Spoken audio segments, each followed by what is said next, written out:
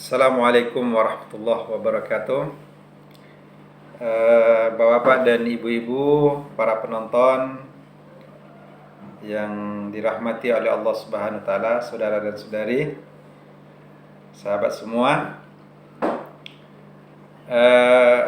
Pertemuan kita kali ini kita akan membahas tentang hadis Rasulullah sallallahu alaihi wasallam yang diriwayatkan dari Abi Sa'id Al-Khudri radhiyallahu anhu qala anna Rasulullah sallallahu alaihi wasallam yaqul man ra'a minkum munkaran falyughayyirhu bi yadihi fa illam yastati' fa bi lisanihi wa illam yastati' fa bi qalbihi. Jadi diriwayatkan dari Abi Sa'id Al-Khudri, dia mengatakan Rasulullah SAW bersabda, man ra'a minkum, ya, siapa yang melihat, kemudian antara kamu melihat kemungkaran, maka hendaklah dia merubahnya dengan tangannya. Jika dia tidak sanggup, maka dia diharapkan merubahnya dengan lidahnya. Jika tidak sanggup juga dengan lidah, maka merubahnya dengan hati. Dan merubah dengan hati itu adalah iman yang terlemah. Adhaful iman, selemah-lemah iman. Jadi kalau kita bicara tentang merubah kemungkaran, merubah kemaksiatan yang dilakukan oleh masyarakat, itu dalam Islam merupakan sebuah tanggung jawab sosial.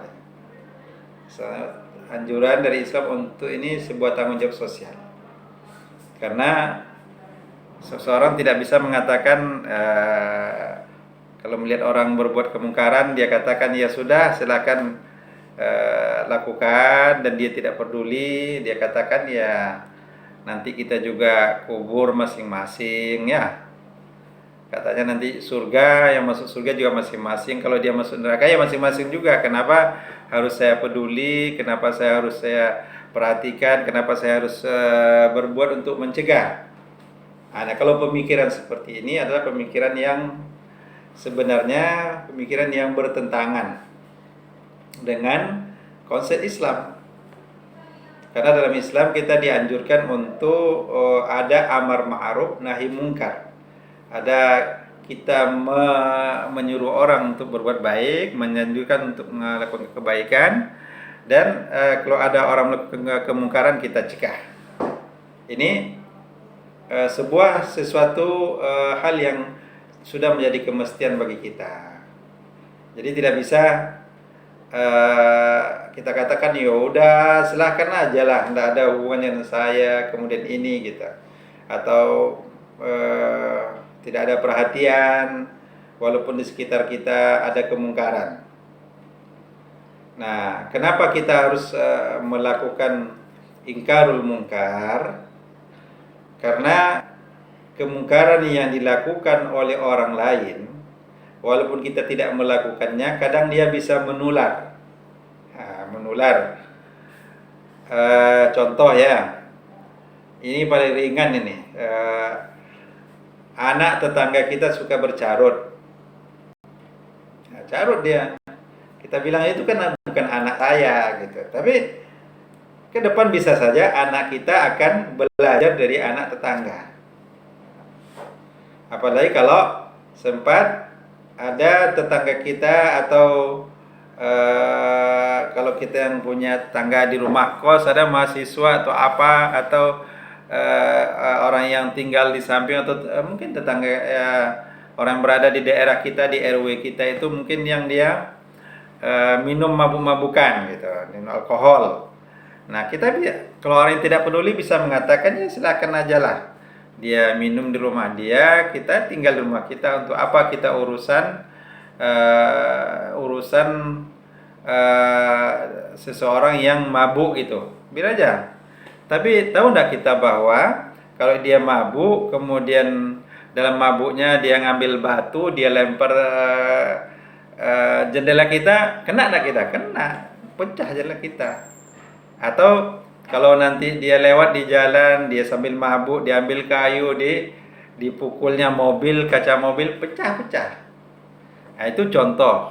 Jadi ada kemungkinan ketika kita membiarkan kemungkaran, kan ini. Contohnya kemungkaran kalau orang banyak mabuk gitu. Belum lagi ya, hal-hal lain yang ini. Nah, itu yang langsung kita lihat. Tapi ada juga kemungkaran seperti kalau zina sudah banyak di sebuah daerah gitu. Ya, zina sudah banyak, dibiarkan saja Pak RT-nya diam, Pak RW diam, Pak Camat diam, Pak Bupati, Wali Kota, Gubernur diam. Apa yang akan terjadi? Ini bisa saja banyak apa dalam ayat, dalam ajaran Islam ini bisa memancing musibah yang terjadi di daerah kita. Apalagi kalau sekarang perzinahan, ada lagi LGBT ya. Kalau kata apa orang-orang yang sebenarnya ada kelainan ya dalam seksual yang kalau itu dibiarkan ini akan menjadi penyakit masyarakat. Penyakit ini bisa menular gitu. Maka ketika itu kita memerlukan ingkarul mungkar. Kita harus bisa melakukan ingkarul mungkar, mengingkari kemungkaran. Nah, mengingkari kemungkaran ini dengan cara yang terbaik lah, gitu. Dengan cara yang terbaik. Jangan sampai pula ketika kita mengingkari kemungkaran dengan mendatangkan kemungkaran yang lebih besar, gitu. Nah, ini contoh kalau mengingkari kemungkaran yang lebih besar ini logikanya kita kembangkan saja. Ada kita melihat nyamuk ya di rumah kita. Nyamuk itu hinggap di jendela kita. Nah, jendela kita hinggap di apa? Jendela. Kemudian kita mengambil sapu gitu atau mengambil apa? Martil gitu. Martil ini kita ambil, kita tokokkan ke nyamuk yang ada di yang hinggap di jendela kaca kita. Nah, apa yang akan terjadi? Jendelanya akan pecah. Nah, ini berarti kalau sampai seperti itu jangan, karena mengingkari kemungkaran jangan menimbulkan kemungkaran yang lainnya dan menimbulkan kerugian yang lainnya. Jadi kembali kepada mengingkari kemungkaran itu sebuah tanggung jawab sosial kita yang bisa kita lakukan dengan tangan langsung ya. Kalau orang sekarang tangan ada yang menerjemahkan dengan tanda tangan gitu ya, yang punya kekuasaan. Kalau bupati sudah menandatangani sebuah perda, maka perda itu akan jalan. Apalagi gubernur kalau nanti perda akan jalan. Nah, ya. Apalagi kalau umpamanya rektor di kampus kalau dia tanda tangan sebuah peraturan, maka peraturan akan jalan. Itu namanya tangan. Tetapi sebenarnya masing-masing kita juga punya, walaupun tidak mesti punya kekuasaan jabatan, itu juga punya abiliat bisa dilakukan juga. Ada umpamanya lihat orang datang ke situ kemudian dibilang langsung atau perlu pegang tangannya bawa dia langsung keluar dari tempat-tempat kemungkaran itu bisa saja. Kemudian kalau nggak sanggup baru dengan lidah. Nggak sanggup dengan lidah baru dengan hati. Nah, hati ini artinya jangan sampai hati kita menyetujui. Kemudian juga kalau berada di tempat itu kalau memang nggak bisa sanggup ngelisah dia, kita mungkin perlu berangkatlah dari situ. Jangan lama-lama betul di situ gitu. Kalau lama-lama betul di situ berarti bisa saja kita menyukainya. Apalagi yang hari sekarang kan kadang karena terlalu seringnya kita lihat kemungkaran tuh kita pun kadang bisa terbawa-bawa merasa bahwa itu bukan lagi sebuah kemungkaran. Nah, bukanlah sebuah kemaksiatan yang harus ditegur gitu. Nggak ada, biarin aja. Nah, kalau hal yang terjadi pada diri kita ini tentunya perlu kita melihatlah kembali melihat cara yang terbaik kita untuk bisa melakukan perubahan pada kebaikan. Jadi merubah sebuah kemungkaran, sebuah kemaksiatan dengan tangan, dengan lidah, kemudian terakhir dengan hati.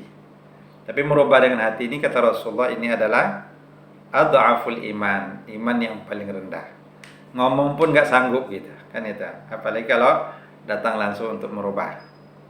Nah, ini adhaful iman. Namun jangan sampai yang adhaful iman ini pun hilang dari lidah kita gitu. Terima kasih. Assalamualaikum warahmatullahi wabarakatuh.